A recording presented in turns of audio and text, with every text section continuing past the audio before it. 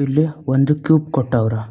ಈ ಕ್ಯೂಬಲ್ಲಿ ಏನಂತ ಕೊಟ್ಟವ್ರ ಅಂದ್ರೆ ಇದು ಎಲ್ಲ ಸೈಡ್ಗಳು ಮಾಮೂಲಿ 1 2 3 5 ಈ ಥರ ಬೇರೆ ಬೇರೆ ಇದಿರ್ತದೆ ಎಲ್ಲ ನಂಬರ್ 1 ರಿಂದ 6 ತನಕ. ಇವಾಗ ಏನು ಕಂಡುಹಿಡಿಬೇಕಿದ್ರಲ್ಲಿ ಅಂದ್ರೆ ಅದ್ರ ಒಂದು ಬೀಳೋದ್ರದ್ದು ಪ್ರೊಬಾಬಿಲಿಟಿ ಎಷ್ಟು ಅಂತ ಕಂಡುಹಿಡಿಬೇಕು. ಇಲ್ಲಿ ಟೋಟಲ್ ಚಾನ್ಸಸ್ ಎಷ್ಟಿರೋದು 6 ಬೇರೆ ಬೇರೆ ಚಾನ್ಸ್ಗಳೈತೆ ಕ್ಯೂಬಲ್ಲಿ. ಯಾವ್ಯಾವುದು ಅಂದರೆ 1 ರಿಂದ 6 ತನಕ 1 2 3 4 5 6 ಈ ಥರ 6 ಬೇರೆ ಬೇರೆ ಚಾನ್ಸ್ಗಳೈತೆ ಎಸ್ ಅಂದರೆ.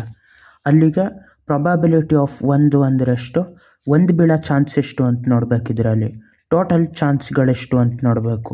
ಒಂದು ಬೀಳೋದು 6ರಲ್ಲಿ ಒಂದೇ ಒಂದು ಚಾನ್ಸು ಒಂದು ಬೀಳೋದು 6ರಲ್ಲಿ ಯಾವುದಾದ್ರೂ ಬೀಳ್ಬೋದು.